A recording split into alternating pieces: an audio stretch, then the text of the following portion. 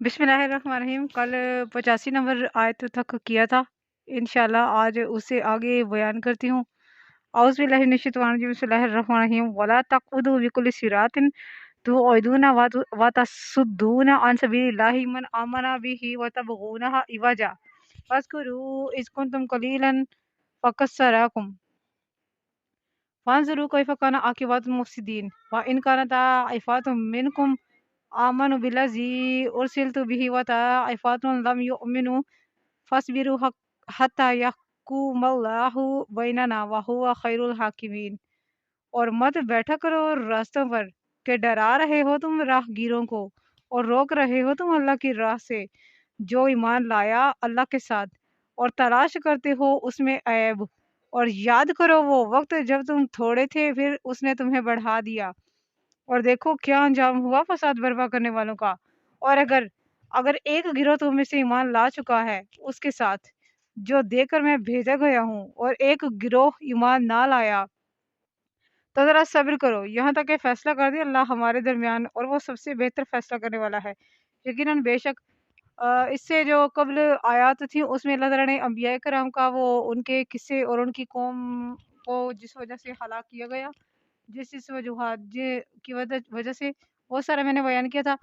अब ये हम लोगों के बारे में बात हो रही है। आपको पता है कि जहाँ कुरान करीम शेयर हो रहा हो, जहाँ कुरान करीम को बयान किया जा रहा हो, वहाँ पर ऐसे वायरसेस वो फसाद वगैरह फैलाने के लिए आ जाते हैं, उसको टॉर्चर करते हैं, उसके ऐप वगैरह तलाश करने की कोशिश में लगे रहते हैं कि कौन सा वक्त हो जो इसको बदनाम किया जाए। अदरवाइज वाताइज़ु मन तशा व तुज़िल्लु मन तशा बियदिकल खैर। तो ये चीज़ है। वो लोग ऐप वगैरह तलाश करते रहते हैं। अगर वो तलाश करते हैं तो उनके बारे में तो वो लोग कुछ चीज़ तलाश नहीं कर सकते, लेकिन वो अपने इन मसाइल, अपने इन करतूतों की वजह से ऐसी दलदल में फंस जाते हैं जहाँ से उनका निकलना महाल हो जाता है, जहाँ से उन लोगों के लिए वापसी का कोई रास्ता ही नहीं रहता। तफसीर में है हज़रत शुएब अलैहिस्सलाम इन्हें हंसी और मानवी तौर पर किता तरीक से मना फरमा रहे हैं कि तुम लोग रास्ते में बैठकर अल्लाह ताला के रास्ते में जो लोग जा रहे हैं उनको ना रोका करो। अगर लोग तुम्हें अपने अमवाल ना दें तो तुम उन्हें कत्ल की धमकियां देने लग जाते हो। सुद्दी कहते हैं कि ये गुंडे टैक्स के नाम पर इनसे 10वां हिस्सा वसूल कर लेते थे। सईदना इब्ने अब्बास रजी अल्लाह वगैरह इसका ये मायने बयान करते हैं कि तुम उन मोमिनीन को धमकियां देते हो जो हुसूल हदायत के लिए हज़रत शुएब अलैहिस्सलाम के पास आते हैं। लेकिन अगर हम लोग क्योंकि कुरान करीम क़यामत के लिए हदायत है ना, अगर हम लोग इसको आजकल के दौर के लिहाज से इसको मद्देनजर रखते हुए इस आयत को देखें, 86 और 87 नंबर आयत को, 86 और 87 नंबर आयत को, तो आप देख लें कि आजकल भी ऐसा होता है। अगर आपको नहीं पता तो ये अलग बात है, लेकिन ऐसा होता है। वाज़कुरू इज़ कुंतुम कलील, यानी तुम अपनी किल्लत के बायस कमज़ोर और बेबस थे, फिर अल्लाह ताला की मेहरबानी से अल्लाह ताला ने तुम्हारी तादाद को बढ़ा दिया और तुम कवी हो गए। अल्लाह ताला के इस इनाम को अपने ज़हनों में रखो और गुज़िश्ता कौमें अल्लाह ताला की नाफरमानी और तकज़ीब रसूलों की बायस जिस होलनाक तबाही से दो चार हुई थी, उनसे इबरत हासिल करो। व इन कानत ताइफ़ातुम मिनकुम, यानी मेरे बारे में तुम दो ग्रोहों में बढ़ चुके हो। एक ग्रोह मेरी रिसालत पर ईमान ला चुका है, जबकि दूसरा गिरोह ईमान से इनहराफ किए हुए है। सब्र करो और इंतज़ार करो हत्ता कि अल्लाह ताला हमारे दरमियान फैसला फरमा दे। वो सबसे बेहतर फैसला फरमाने वाला है। यकीनन बेशक अच्छा अंजाम मुत्तकीन की किस्मत में ही लिखा हुआ है, और कुफार के नसीब में सिवाय तबाही और बर्बादी के और कुछ भी नहीं है। यकीनन ज़ाहिर है, जब रसूलों की तकज़ीब की जाती है तो गोया वो अल्लाह ताला की तकज़ीब कर रहे होते हैं, क्योंकि अंबिया ने अपने मुंह से कभी कुछ नहीं निकाला। वो सारे के सारे अल्लाह ताला के अहकामात ही सुनाते हैं। वो सिर्फ अल्लाह ताला की तरफ से जो अहकामात होते हैं हम ईमान वालों के लिए, वही वही वाले सुनाते हैं अपने पास से। उनका कोई अपना वो जवाज़ नहीं होता। वो तबलीग के बदले में कुछ तलब नहीं करते, बल्कि इसका अजर जो है वो अल्लाह ताला के यहाँ होता है मौजूद। अगली आयत 28-29 قال الملأ الذين استكبروا من قومه لنخرجنك يا شعيب والذين آمنوا معك من من قريتنا أو لا تعودن في ملتنا قال أولو كنا كارهين قد افترينا على الله كاذبا إن عدنا في ملتكم بعد إذ نجانا الله منها وما يكون لنا أن نعود فيها إلا أن يشاء الله ربنا واسع ربنا كل شيء علما على الله توكلنا ربنا افتح بيننا وبين قومنا بالحق وأنت خير الفاتحين۔ کہنے لگے وہ سردار جو غرور و تکبر کیا کرتے تھے ان کی قوم سے، یعنی کہ شعیب علیہ السلام کی قوم سے، یا تو ہم نکال کر رہیں گے تمہیں اے شعیب اور جو ایمان لائے ہیں تمہارے ساتھ اپنی بستی سے، یا تمہیں لوٹ آنا ہوگا ہماری ہی ملت میں۔ شعیب علیہ السلام نے کہا اگرچہ ہم اس کو ناپسند بھی کرتے ہوں پھر تو ہم نے ضرور بہتان باندھا اللہ تعالیٰ پر جھوٹا اگر ہم لوٹ آئیں تمہارے دین میں واپس، اس کے بعد کہ جب نجات دے دی ہمیں اللہ تعالیٰ نے اس سے، اور نہیں کوئی وجہ ہمارے لیے کہ ہم لوٹ آئیں اس میں، یعنی کہ تمہارے گمراہی کے دین میں، مگر یہ کہ چاہے اللہ تعالیٰ جو پروردگار ہے ہمارا، گھیرے ہوئے ہے ہمارا رب ہر چیز کو اپنے علم سے، صرف اللہ پر ہم نے بھروسہ کیا۔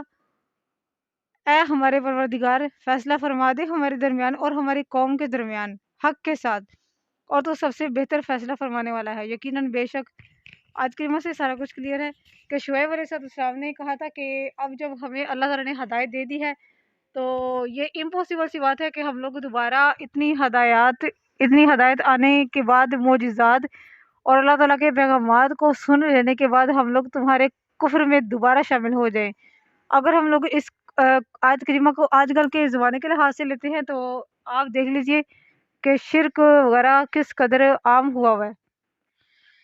تو کوئی بندہ خلوص نیت سے اللہ تعالیٰ کی رضا چاہنے کے لیے اگر وہ علم حاصل کرتا ہے، یعنی کہ قرآن کا علم، اس سے مراد کیونکہ میں سب کو یہ کہتی ہوں کہ ہر گھر میں ایک مفسر قرآن ہونا چاہیے، ہر مسلمان کے گھر میں خالی قرآن نہیں ہونا چاہیے، مفسر قرآن بھی ہونا چاہیے وہاں پر۔ تو وہ یہ لوگ اس بات کا وہ کر رہے ہوتے ہیں کہ قرآن نہ پڑھنا بھٹک جاؤ گے، ہلاکت ہو جائے گی، گمراہ ہو جاؤ گے، یہ ہو جائے گا وہ ہو جائے گا۔ ایسا کچھ بھی نہیں ہے۔ اگر ایک انسان خلوص دل سے اللہ تعالیٰ کی طرف ہدایت حاصل کرنے کے لیے اللہ تعالیٰ کی طرف ایک قدم بڑھاتا ہے تو اللہ تعالیٰ اس کی طرف 10 قدم بڑھاتا ہے۔ وہ ڈائریکٹ اللہ تعالیٰ کے ہاتھ کے تلے ہوتا ہے، اللہ تعالیٰ کے دست قدرت کے نیچے ہوتا ہے، اور اللہ تعالیٰ اس کی حفاظت کر رہا ہوتا ہے، اور اللہ تعالیٰ اس کے دل و دماغ کو بھٹکاتا نہیں ہے انشاءاللہ تعالیٰ۔ آپ نے صرف پڑھنا ہے